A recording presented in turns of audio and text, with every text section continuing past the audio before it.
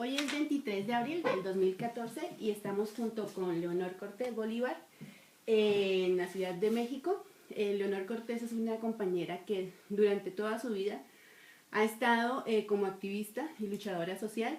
Ahorita queremos un poco hablar con ella acerca de sus recuerdos y un poco acerca de la historia de lo que ella recuerda alrededor del movimiento estudiantil en los 60s.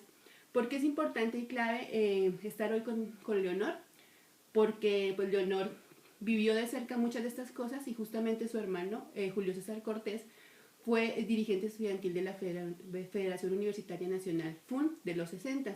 Entonces, lo primero sería como un poco saber un poquito más de ti, Leonor, para los compañeros en Colombia. Ajá. Bueno, pues yo fui la mayor de mis 4 hermanos. Julio César fue el tercero y tuve otra hermana enseguida de mí y por supuesto no, mi papá no estaba muy contento de que no hubiéramos sido hombres varones, ¿no? Así de que cuando Julito, mi hermano Julio César Cortés nace, pues para mi papá fue así como una cosa muy maravillosa. Hizo la bandera y tomó champaña y nos hizo a todo el mundo cantar el himno nacional. Y fue así todo un show. Entonces mi hermano pues fue una persona maravillosa, pero yo fui, como era la mayor, pues yo cuidé de él mucho tiempo y lo orienté y seguí mucho sus pasos porque me parecía un niño muy inteligente y muy despierto. Y yo no estuve tan inmiscuida en el movimiento porque mi participación social era más bien en lo médico, en lo hospitalario, pero sí seguía muy cerquita de lo que él hacía porque me interesaba muchísimo toda su actividad. Así de que, pero sí yo conocí bastante de lo que él hacía y tuve conocimiento de exactamente de toda su trayectoria.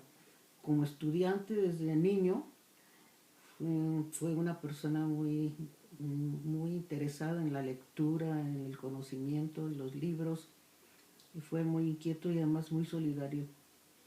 Una persona sumamente solidaria y cualquier cosa que él veía a alguien sufrir, inmediatamente él estaba listo. Inclusive conocí la vez que llegó con unos campesinos que encontró en la calle y entonces los invitó a comer a la casa. Mi madre no estaba y cuando ella llegó encontró la mesa sentados a un montón de personas y él repartiendo la comida. Así era él, se quitaba el saco y sus zapatos y los regalaba a los niños pobres. Mi mamá le decía y mi madre era un poquito dura con él porque le decía no regales tantas cosas porque nos cuesta trabajo aquí poder adquirir tus libros y tus útiles. Y él decía, no, madrecita, es que eso hay que repartirlo. Y un poquito para hablar del contexto de la juventud de ustedes y específicamente de Julio César, ¿qué pasaba en ese momento en Colombia a finales de los 50, en los inicios de los 60, que fue más o menos como Sí, en Colombia es un país maravilloso en el sentido de su rebeldía y de la situación no sumisa que ha tenido el pueblo colombiano, a pesar de la brutalidad y el militarismo de la oligarquía, porque era impresionante cómo las ciudades, y sobre todo Bogotá, donde yo viví, siempre con milicos, toque de queda, bombazos, pasábamos por la Universidad Nacional, era cerquita a mi casa, y siempre los estudiantes corriendo, íbamos a escondernos porque siempre habían situaciones difíciles, porque nos perseguían, y entonces había que luchar y nos echaban la caballería de los caballos y los estudiantes echábamos canicas, como aquí se dice, y allá eran las bolas, ¿no? Y entonces se caían los caballos y la represión era más dura. Sí, fue toda una época muy difícil. Mi hermano entró a estudiar medicina y me acuerdo que leía muchísimo, era un hombre sumamente lector, tenía una biblioteca preciosa y toda la noche leía muchísimo, hasta la madrugada. Y él sí se mezcló muchísimo en el movimiento y yo sabía que él estaba, pero escondida de mi madre porque ella sí no aceptaba que, a pesar de que ella se decía liberal, no aceptaba que él estuviera en la guerrilla o que no, ni siquiera se imaginaba que existía la guerrilla, pero que él estuviera en el movimiento estudiantil, no, mi papá menos. Él una vez supo que Julio César había ingresado al Partido Comunista o estaba dentro de la izquierda colombiana y dijo que se quitara el apellido porque él no quería un comunista en la familia, ¿no? Y dijo mi hermano, pues él verá, pero yo sigo en mi ideología. Y fue tan interesante toda su participación porque hasta estuvo dentro de la reforma universitaria. Este folleto que llegó a mis manos, afortunadamente, en 1963, él estuvo con varias personalidades en planteando la reforma universitaria de la Universidad Nacional de Colombia. Entonces había los participantes, estaba el ministro de Educación, Pedro Gómez Valderrama, estuvo Carlos Medellín, estuvo Gerardo Molina y Julio César como estudiante de la Universidad Nacional. Y moderó nada menos que Orlando Falsborda. Entonces fueron muy amigos, fueron sumamente amigos. Falsborda fue muy amigo de Julio César. Y aquí está toda su ponencia, que fueron sumamente lúcido, con unas palabras maravillosas. El Consejo Superior, era el presidente del Consejo Superior Estudiantil, Julio César. Y entonces él aclara toda en su intervención por qué la universidad tiene que estar integrada también a la sociedad, por qué los estudiantes tienen que conocer la realidad social del país, política, económica y de toda índole, porque ellos tienen que ser servidores públicos. Todo el que estudia en la universidad, él decía, que es un funcionario que va a tener que servir porque el Estado le está pagando su educación. Entonces el compromiso es verdaderamente existencial, como lo llevó él a la práctica. Él fue una persona sumamente comprometida y aquí están todos su posición, muy marxista, muy de izquierda. Él era una persona que entendía perfectamente y había estudiado toda la situación de Colombia y defendió muchísimo, lo aplaudieron y estuvo muy interesante todo lo que él planteó. Una ponencia muy larga. Orlando fue el que moderó y le dijo que estaba muy interesante lo que él había dicho. Aquí lo felicita por la exposición completa e inmediata que ha hecho y ha puesto el dedo sobre los puntos principales que afectan a nuestra universidad hoy. Indudablemente no podríamos hacer ningún planteamiento universitario sin tratar los aspectos de las relaciones entre la universidad y el país, la necesidad que la universidad tome parte activa en el desarrollo de este, la incorporación de la universidad a los movimientos nacionales, la autonomía universitaria, la libertad de cátedra, el papel actualmente deficiente del profesorado, la vitalidad del estudiantado y algunas otras características que fueron muy bien tratadas.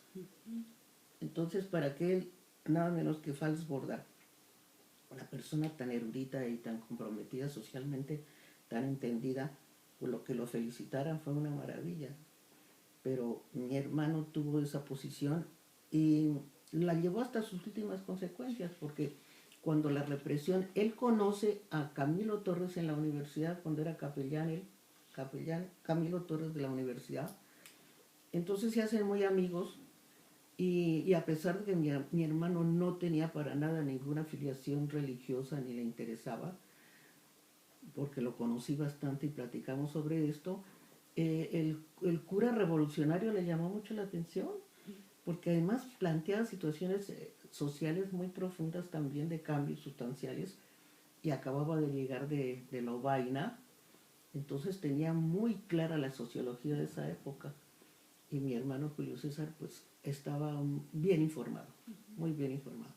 Entonces comienza con él al lado de él hacer su campaña y la plataforma política que planteaba Camilo, pues a Julio le interesó mucho. Y la pero es que lo acompañó por toda la República a plantear el fundamento de la plataforma y por qué del Frente Unido, sí. Entonces el Frente Unido, que me llega a mis manos también, gracias a Adrianita, qué maravilla, cuánto he tenido que profundizar más para entender todas las posiciones tan diferentes que había, ¿no? Muchas veces hasta contradictorias, pero tenían una meta común de cambio social fundamental y eso fue lo que interesó, eso fue lo que importó en ese momento.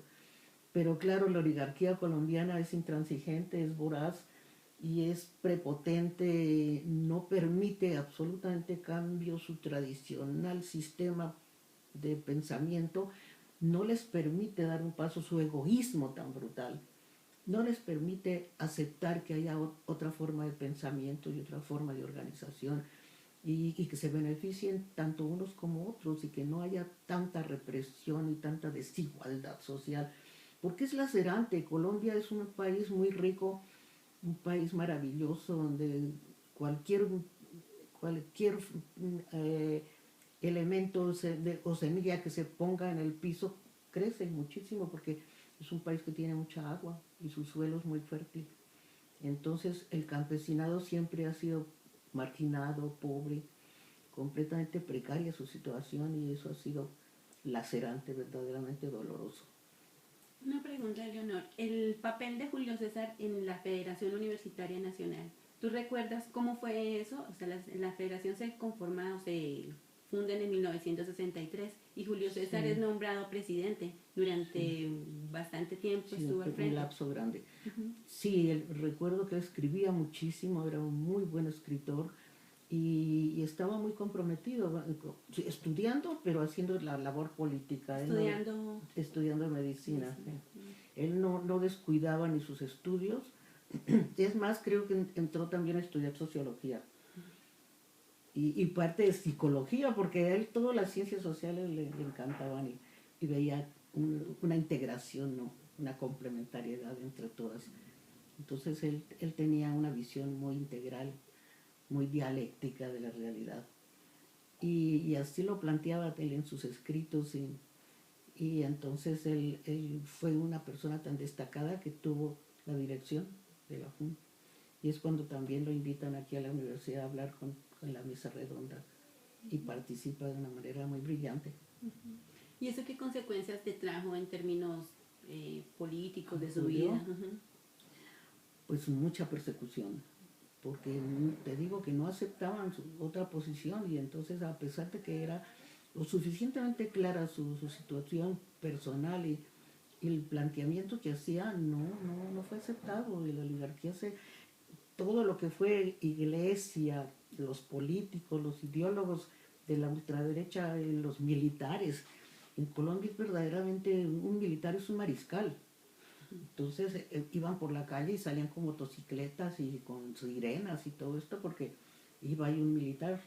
Entonces fue impactante. A mí también desde chica me impactaba esa situación porque yo no entendía por qué, no sabía por qué tanta represión y al grado de que mi hermano chiquito, cuando nació mi último hermano, yo ya tenía como 18 años, fíjate, entonces el toque de queda, mi madre y tenía que hospitalizarse a la madrugada y no encontrábamos, a pie caminando, no encontrábamos una clínica, un hospital. Llegamos al hospital de San José, en donde yo estudié, es un hospital universitario muy grande, y no había cama, y no la atendieron. Entonces, a salir corriendo a la calle, a buscar en una desolación tremenda, buscar a ver, al fin encontramos un jeep de unos milicos, y los militares al fin la subieron y la llevaron a una clínica. Fue todo tan aparatoso porque allá era muy difícil la vida en esas condiciones. Costaba mucho trabajo.